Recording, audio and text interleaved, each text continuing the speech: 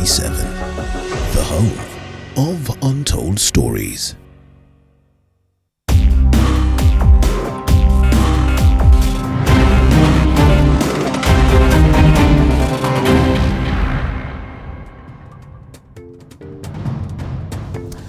Now, tonight, cane farmers in the western part of the country are decrying the politicization of the revival of Mumias Sugar Company, citing politicians and their interference.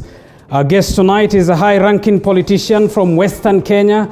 We speak to Kakamega Governor Wycliffe Oparanya in our quest to find out why the sugar is tonight bitter.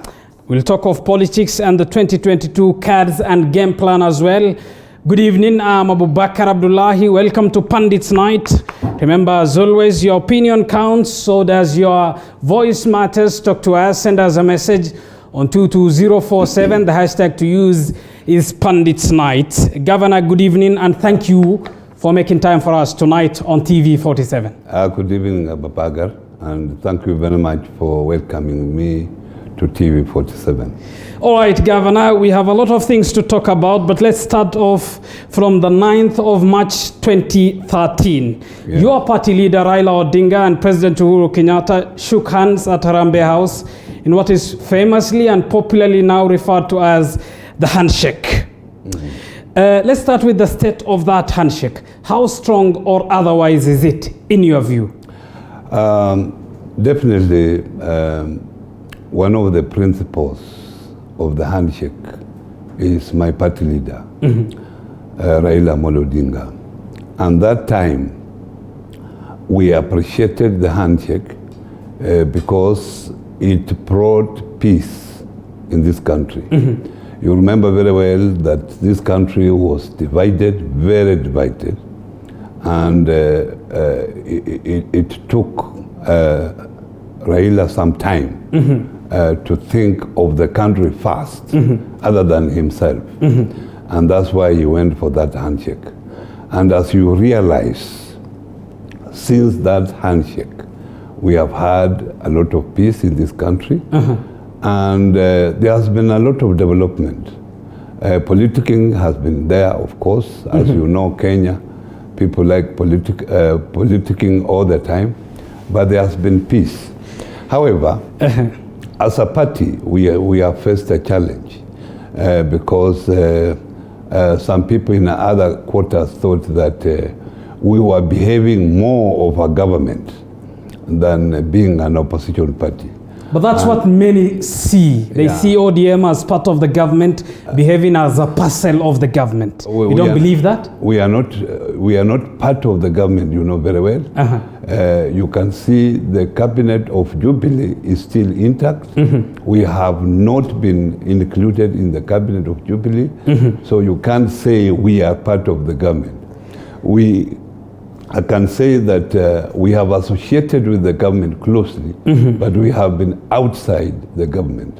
So decisions made by the Jubilee government are not decisions made by ODM as a party.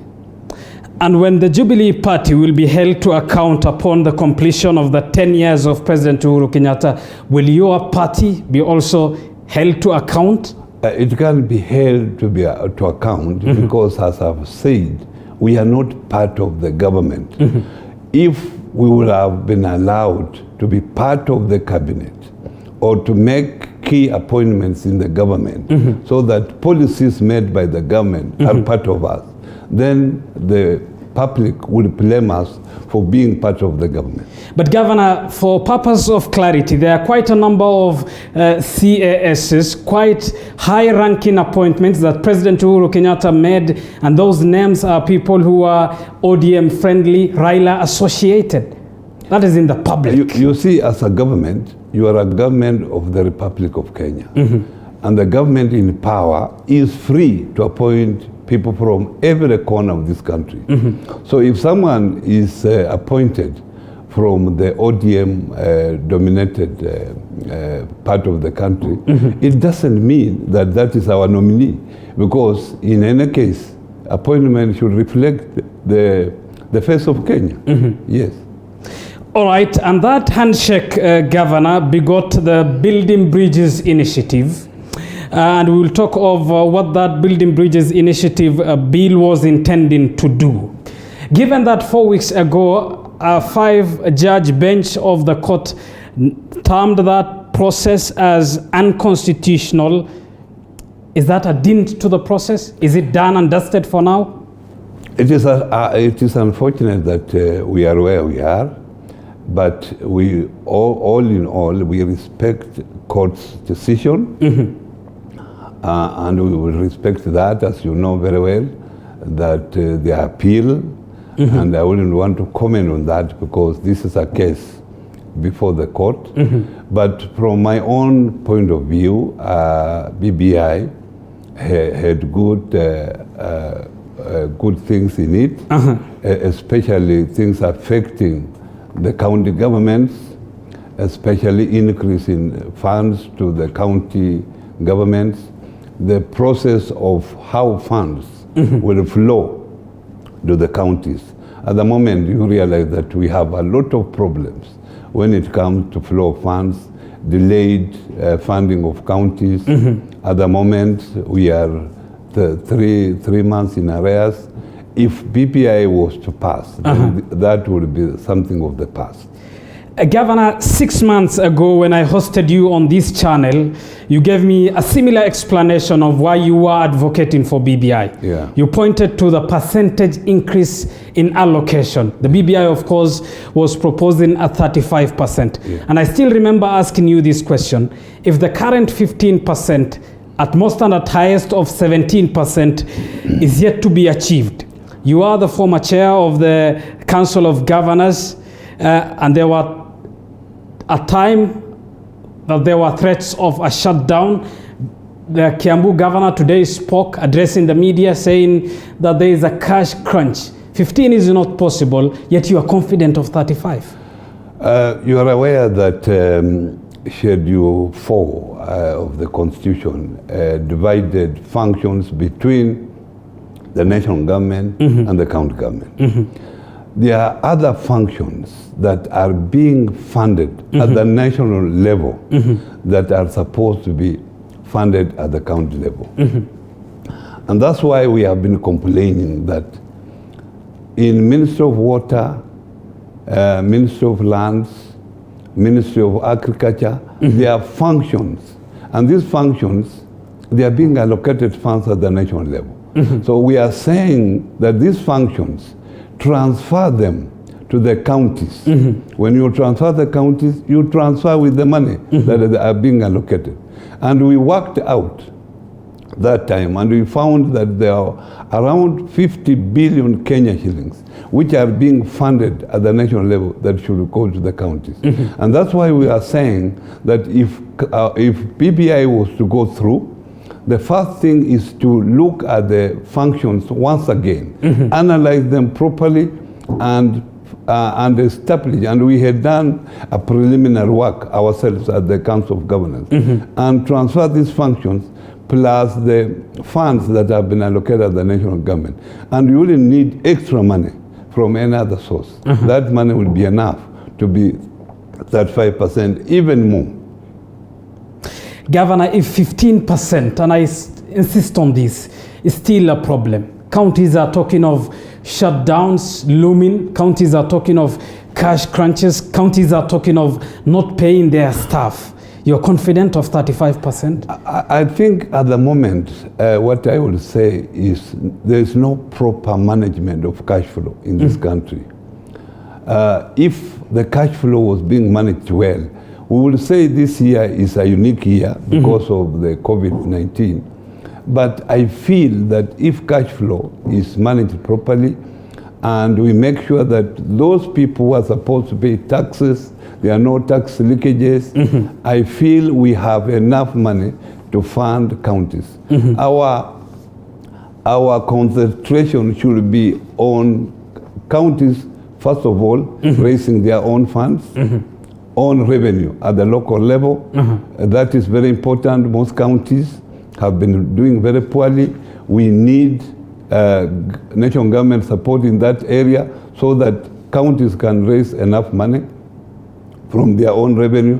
And also we tighten leakages at the national level. The corruption is there in collection of revenue is tightened. I'm very optimistic that we have enough funds that can run this country. And Governor, still on that question, you will then understand why a Kenyan seated in Wajir, Kakamega, or any other county will have a reservation of a promise of 35% if it's taking you that to explain 15%. Of course. It will sound as though it is a promise based on paper, will it not? Of course, at the moment, and if you looked very carefully, at the moment, the figure is about 27%.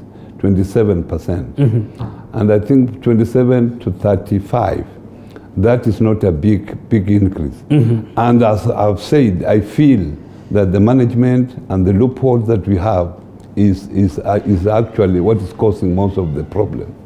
And I have always also said own revenue is necessary. Yes.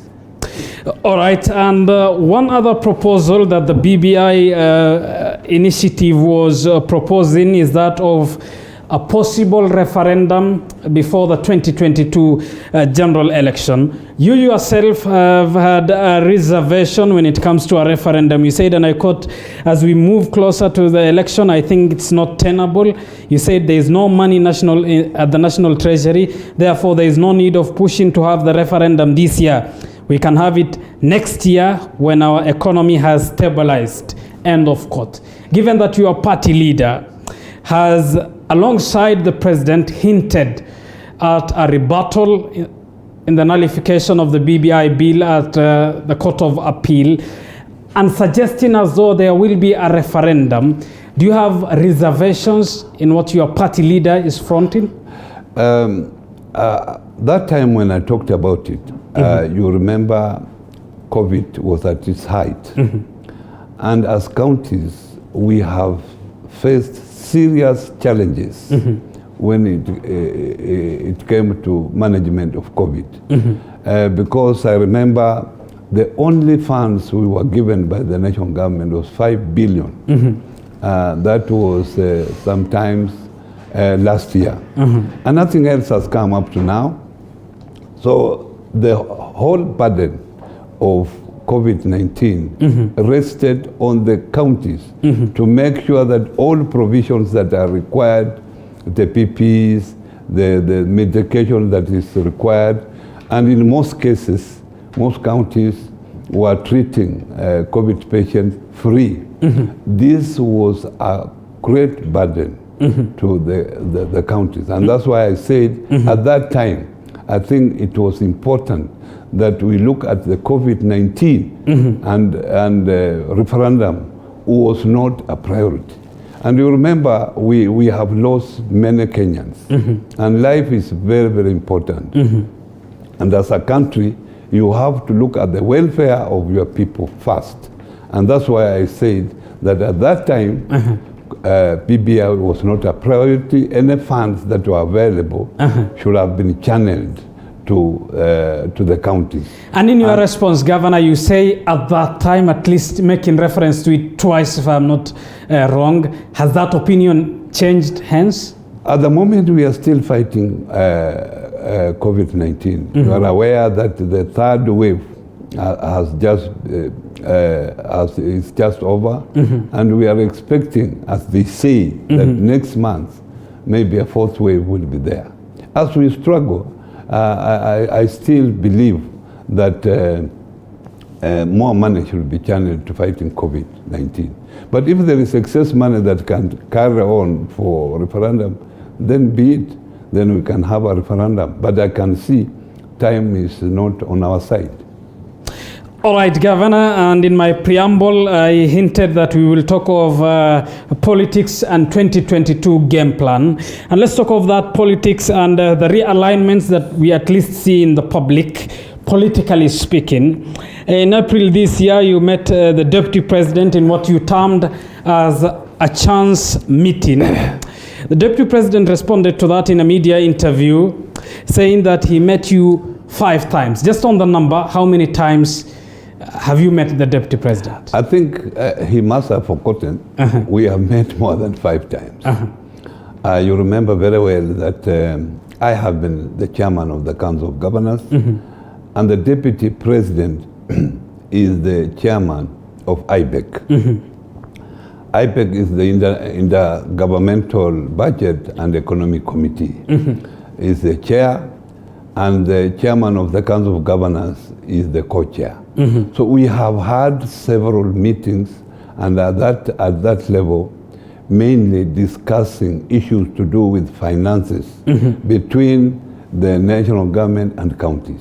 So if it is a matter of meeting, we have had several meetings.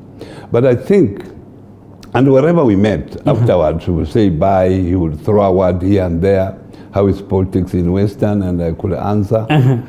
But I think for clear politics, we have met twice, where he invited me at his residence, and I found him with quite a number of people. There are other people close to him in his party were there, and generally we discuss about politics in the country and politics in Western Province. And the second political meeting we have had, it is that chance meeting that we had in Masai Mara, where we will also discuss about politics for 2022. And you are meeting the deputy president, who of course has made it public that he wants to be the president of the Republic of Kenya come the 2022 elections, as the governor, as a single politician, or were you meeting him on behalf of your party? Of course, being interested being a president of this country in 2022, when you have such a chance, obviously, you have also to persuade who will be your opponent that can he support you, obviously. So I was not there on behalf of the party, I would say so. I was there, we met by chance, and I was there and we discussed most of the issues that we discussed. I was discussing with him as a person, because I had not got any permission from the party, from my own party, to discuss about a coalition or possible coming together. So I wouldn't have engaged in that. All right, and at that time, Governor, you said, and I quote, that Raila was initially not aware of the meeting, but I called him to inform him the moment I bumped into Ruto to ensure he does not hear it from third parties. Yes. You clarified that you met him for politics in this particular meeting. In your statement, you said you were bumping into him. Was there more than meet the eye, Governor? Obviously, when I met him and when I saw that he was there, I definitely rang my party leader and say, I don't want you to hear this on people telling you that we have met with the deputy president. Of course, deputy president is a Kenyan and I'm free to meet him. But because of politics, I thought it would be important to let my party leader know. So before even we started the meeting, I made him aware. And I said, fine. There's no problem. People meet in a bar, or right. People meet in a hotel. So, yeah. Fair enough, Governor. And given that politics is the classical definition of the art of persuasion, in this meeting, who was persuading who? Were you the one persuading him to support you come 2022, or was it the reverse? Let me tell you that there was no persuasion here. We had met as two leaders, and we were comparing notes. It was too early to start persuasion because things are going to change as we move forward. So there was no persuasion here, and obviously we talked about alliances that might be there, where we are likely to be, who will be where, and so on. But there was no conclusion. And Governor, in that comparing notes, were they of 2022 politics? Obviously, it was 2022 politics. Yes, we discussed not only 2022 politics. We discussed also about the past, because you know very well that we were in the same party. Deputy President was in ODM before they went out of ODM to formed Jubilee. We were together. So we were comparing those days when we were together in ODM, how we fared on, what made them leave, and so on. All right, Governor, and you have also made it public that you want to be the president of this country. We will talk of that. Yes. But I understand we need to take a short break here on Pundits Night. Keep talking to us. I'll be able to sample some of your views when we come back from the break. Stay tuned. Stay with us. We'll be back with this discussion after this break.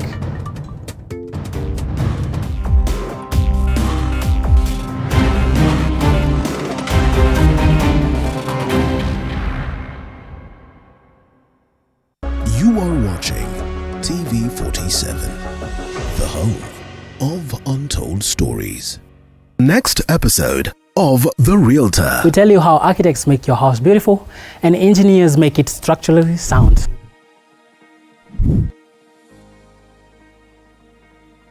An architect is a person who is more involved in the design process.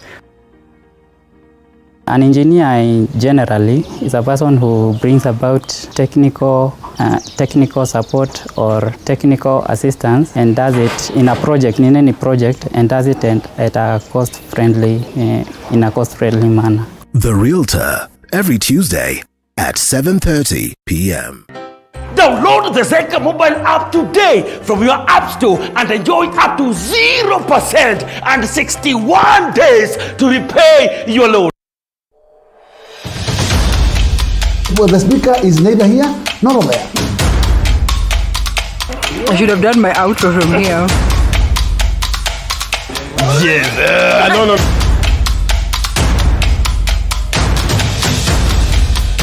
And just like that, I look beautiful. Tune in to Morning Cafe, Mondays to Fridays from 6 a.m. to 9 a.m. with me, Linda Alela, only on TV 47, the home of Untold Stories.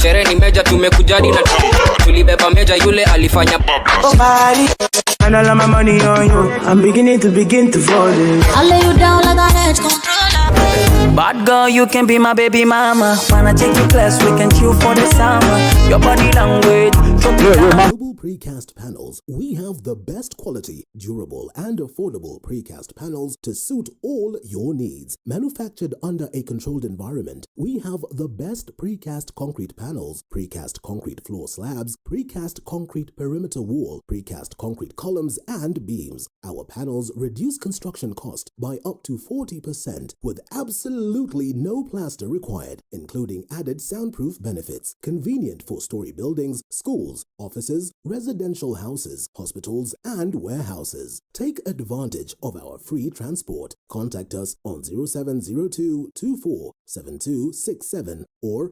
0796 24 7267. Global Precast Panels Limited, your reliable option for efficient construction. These are the sights and sounds of a working nation.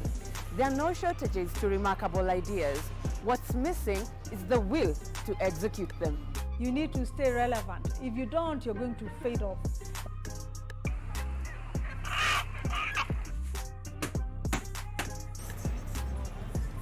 Yes, they are a dime in a dozen, but the real meat on these bones comes from trying to realize them. You just need to perfect anything. If it's drawing, if it's music, pursue it 100% because it's something that is giving back. Join me, Violet Njoki, as I tell you the stories of these executed ideas, because yours could be next. Mondays, 7:30 p.m. Hey, now that's hitting the right notes. When life gets boring, we bring out our play. You see, playfulness is in our DNA. It's in the way we move and laugh. It's in the way we walk, the way we rock, and how we just don't stop. You feel me? We add color to everything, to every day and every dish, because the world needs our crazy. We're the different flavors that make life more exciting. We're the ones who add color to every moment. Fanta, color every moment. Well, the speaker is neither here nor there. I should have done my outro from here. Yes. No.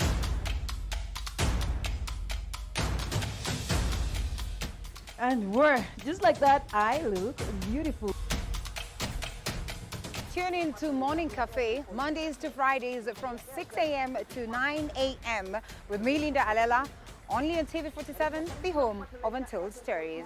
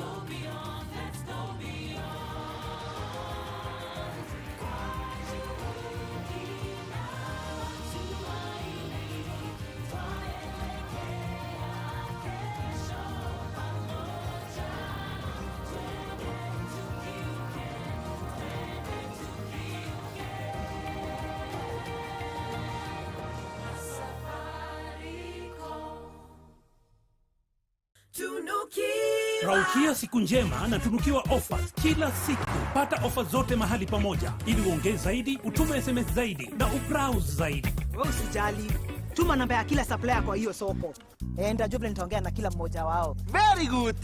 Piga *444 hash utunukiwe Credo double. Raukia siku njema na tunukiwa offers kila siku. A show with a unique perspective as to the property industry right here in Kenya. Not only showing you the properties available, but also showing you how you can improve the ambience, look and feel of your living and working spaces. Yes. Wow. This is our office. This is amazing. Currently we have a lot of design ideas. Ranging from your sitting areas, dining areas, as well as your resting and bedroom areas. We have it all right here on this show. 47, the home of Untold Stories.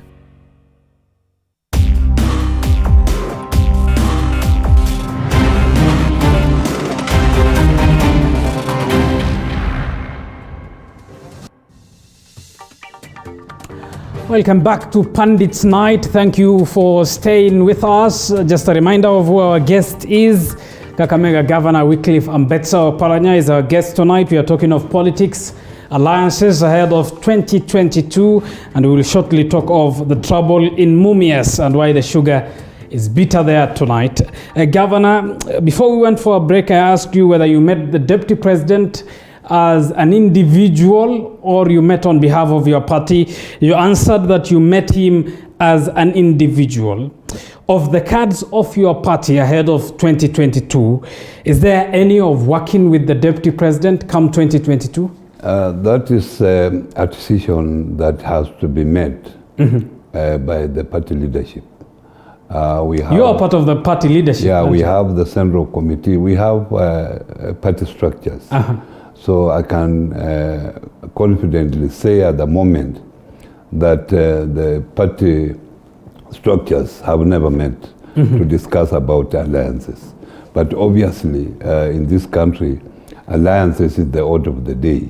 So when the right time comes, obviously we'll be looking at alliances to make sure that we are a stronger party that can form government next election 2022. And in that bid of wanting to be a strong party that can form the government come 2022, are there specific names of people whom your party is eyeing to work with come 2022? At the moment, as I've said, we have not seriously sat down to discuss this particular issue. But what I can confidently tell you that as a party, we want to strengthen the party first, make sure that we recruit members, we do harmonization at the grassroots and at the national level. We have some officials who have left, some have died, and so on. we strengthen our party structures from the grassroots up to the national level. And thereafter, then we shall be talking about alliances. All right, Governor, away from politics, let's now talk of the trouble in Mumias. Governor, will it be fair tonight to say that the political leaders from Western Kenya have failed cane farmers from Western Kenya? Maybe before we come there, let me talk about the sugar industry, because this is a very important industry for my county. In my county, I have 3 factories, Botali and Mumias and West Kenya. And I think is the largest producer of sugar. So our economy in Kakamega County depends on sugarcane growing.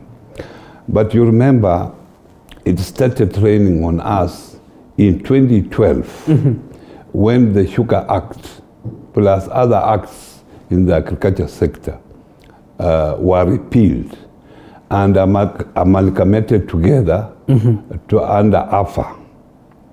That's when our problem in the sugar sector, because while these various crops, cash crops, were put together, their needs and challenges are actually very, very, very different. And that is the time the sugar sector started going down. I don't know whoever advised the government, I think made a mistake. It is unfortunate that I was part of the government at that particular time when this amalgamation was being done. In fact, I was in the cabinet. Now, in 2019, the President, Uhuru Kenyatta, decided to have a task force in the sugar sector. And I happened to have been the co-chair with the Agriculture CS, Cabinet Secretary. And we went around this country. In fact, we held a record of 67 meetings, and I attended most of these meetings, farmers giving their ideas and so on. And we made a report which we subsequently handed over to the President. And the President agreed that there are recommendations within the report which should be implemented immediately. One of the recommendations was that the sugar companies, especially those under the national government, the parastatals, Sony Sugar, Chemelil, Muhoroni, Sony, and Zoya, those who are directly under the national government, they should be leased out because the government didn't want to sell them outright. And Mumias was a unique case. Was a unique because it was not a parastatal, it was actually a private company where the national government just held shares 20%. And furthermore, at that moment, the company was also put under receivership. And you know, when a company is put under receivership, then the owners of the company lose control. It is now under the receivership manager. All right, Governor, I'll let you explain further on that. But let me get back to your response. It's true that you met the President in 2019, and to be specific, in November. And at that time, you said that you are optimistic that the company's production capacity will increase once it is revived. We believe the revival is possible. Yes. 1 year and 6 months later, demonstrations were held today in Mumias, your very own county of Kakamega. Your people and the large extent of cane farmers tonight lamenting that politicians from Western Kenya are really the problem. I was coming to that when you stopped me. But what happened at that time? We agreed that all these companies be listed out, and an advertisement was put out. But immediately that was done.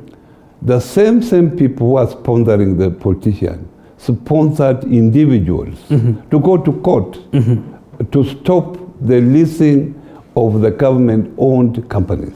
So the process could not proceed because this is now with the courts to make a decision.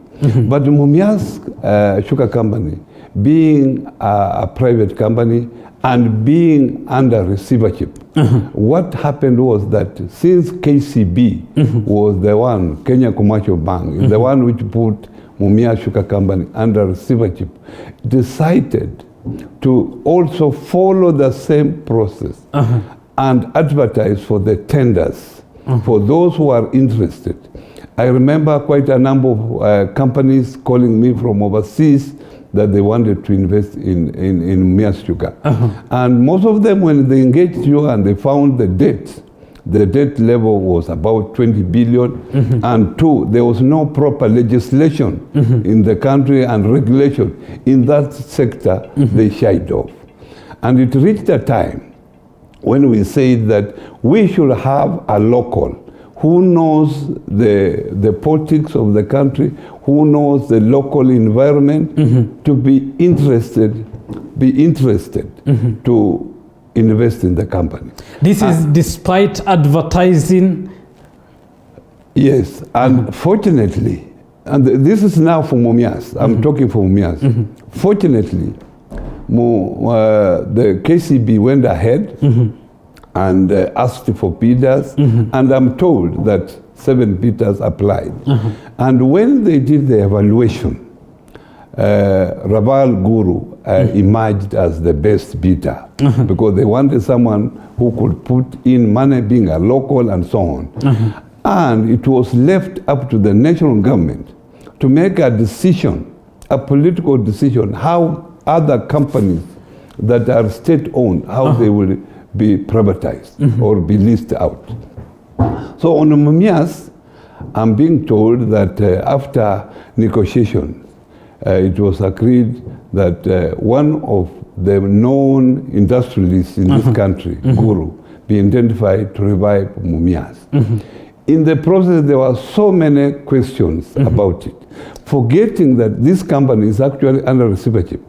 And when a company is under receivership, the approach is different from a company that is not under receivership. But Governor, part of the questions that were asked by Kakamega Senator Cleophas Malala and many others who are opposed to the Narendra Raval deal was question of transparency. Yeah, but this company has been put under receivership by KCB. KCB is the one that is owed money.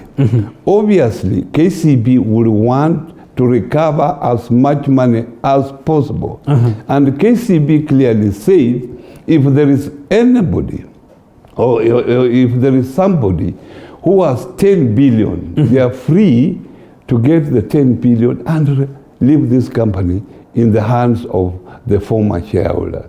But nobody came forward. And that's why this particular person was identified. In any case, when you are talking of transparency, you need to go to KCB because this is a private transaction. And if you are dealing with a private transaction, you don't go doing public participation, asking the people, like if you want to sell your car, you go in the village telling the people that I want to sell my car. But you, Governor, you will understand why they want and still want transparency, because there are high stakes involved in this company. We are talking of sugarcane farmers. I will ask you, what will be transparent? What would you mean being transparent? Let me tell you what they mean as transparency. They say that the Narendra Raval deal was more or less of a single person being picked to get the company, pay the amount that is required of him. You are forgetting that this company has been closed for the last 2 years, my friend. If they were talking of transparency, where were they? They would have got someone to come in. They have not got until this chance came up. So why would you be talking transparency for a company that is not operating? It has been closed for the last 2 years. Nothing is happening there. You are talking of transparency. And you know, these people who are talking about transparency knew very well that this company is under receivership. If they had the company at heart or the people at heart, they would have gone all their way to look for someone to come or themselves to come and invest in the company.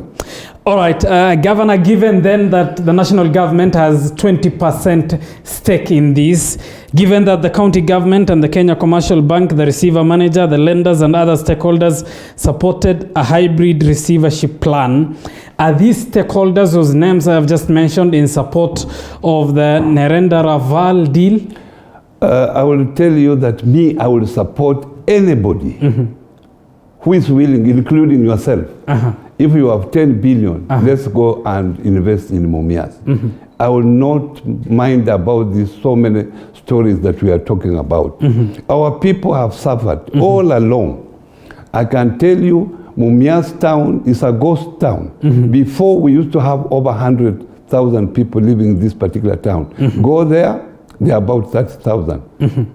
Most of the businesses have closed.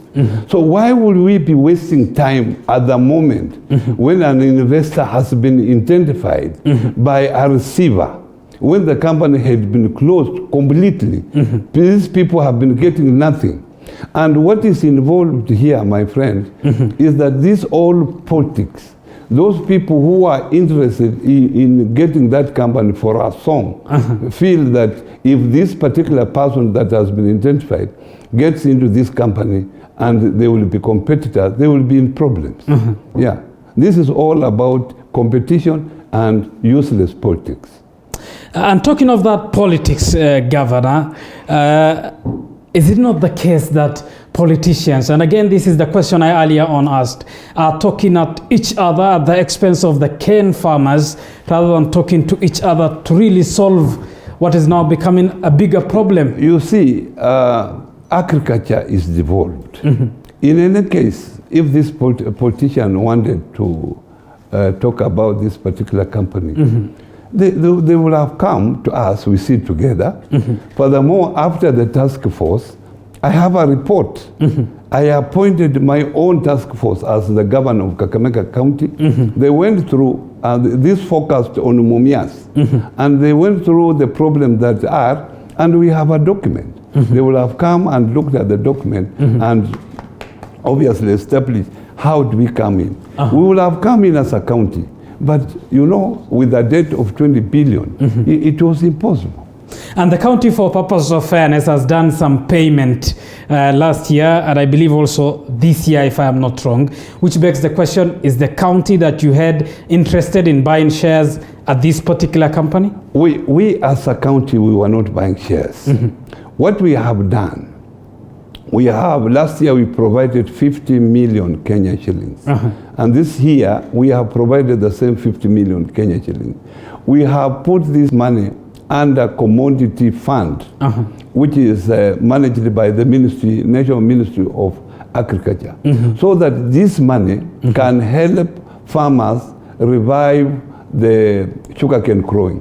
Because when the company collapsed, most of the cane farmers decided to go to start planting other crops like maize, etc. So we have just come in, and obviously 100 billion will not be enough. But we said we must start somewhere, and that's why we have put in this money. We have given the commodity fund because it has structures. It manages funds for tea, funds for coffee, funds for pyrethrum, and we thought sugarcane has not been given a priority. So we said, why can't we be the first one to give this fund to the commodity fund so that they can now start reviving this particular industry? And finally, that's why we have come in as a county. All right, Governor. And finally, on the Mumias trouble, you are a high-ranking politician from that region. Today, if a cane farmer is watching us on TV 47, how does this company get out of this trouble? You see, it is difficult for this company to come out of its trouble unless we get an investor, one who is committed to putting in funds. Secondly, an investor who knows the Kenya environment. Because we tried to attract foreigners, but there was a problem. Thirdly, we need to have a Sugar Act in place and regulation. Those two documents, legal documents, are not there. And that's why it was very, very difficult to attract foreigners to come in. The fact that now we have got a local, and this local, we have been talking to him for the last 1.5 years. And you know, raising 5 billion and going in an industry that you are not sure of, and someone has accepted, and then we bring all the politics. We start asking unnecessary questions. Why can't we allow the investor to go in, and then we ask questions when already the farmers are at least benefiting from this particular company?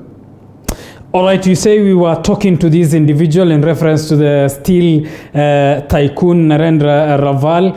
These talkings were done after he was shortlisted? You know, we know people who are industrialists in this country. So, like me as a governor, I've talked to quite a number to interest them. I have to interest them. Why can't we invest in this company? If you are interested, why can't you go to the receiver and do your bid as required? And this is what I have been doing. And I had promised the people of Kakamega that come what may, this factory, I must revive it before the end of my term. So I was, as a governor, I never just sat there waiting for Kenya Commercial Bank to make the advertisement or to make the bids. I was talking to all these people. All right, Governor, and finally, one final area is the 2022 politics. You say you have ambition, and that your ambition is to be the President of the Republic of Kenya. Right. Just on the timelines, right on. I believe this is in the 2022 election. Am I wrong to say so? Yes. Is it? 2022, yes. Under which party? ODM.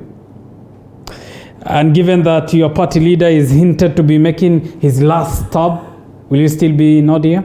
He has hinted, but at the moment, when the party requested for application for nomination, unfortunately my party leader never applied. I applied, plus my colleague Hassan Joho, Governor Mombasa. We are the two who applied. And when we applied, we were told that the applications are being processed. But later they communicated to say that as candidates, we are supposed to move around the country, the entire country, talking to delegates, because the nomination, the elections for the party flag bearer is done at the National Delegates Conference, so which brings together all delegates in the entire country. And they thought during this COVID period, it would be dangerous for them to allow us to move around. And I can say, if my party leader stands, I think I would rather go for another post instead of opposing him, because we have worked together all this time since I joined the party in 2005. All right, that will mean if Raila Odinga says he wants to be the presidential candidate rather on ODM ticket, you're willing to sacrifice that for him? Definitely. And in your response, you say you will seek another seat. You have been governor, I believe, now for 10 years. Which other seat will that be? Depending on what will be there at that moment. You know, the BBI was creating other posts, was also creating ministers coming from the National Assembly, like the situation now. So it will depend. And we shall obviously discuss with him at that level and see which other. Or I might seek other alliances elsewhere. All right, Governor, thank you for your time tonight on TV47. Thank you very much, and thank you for giving me this chance. All right, and that brings us to the end of tonight's edition of Pundits Night. I am Abubakar Abdullahi. Thanks for watching. Bye for now. Enjoy the rest of our programs tonight of all nights. Good night and God bless.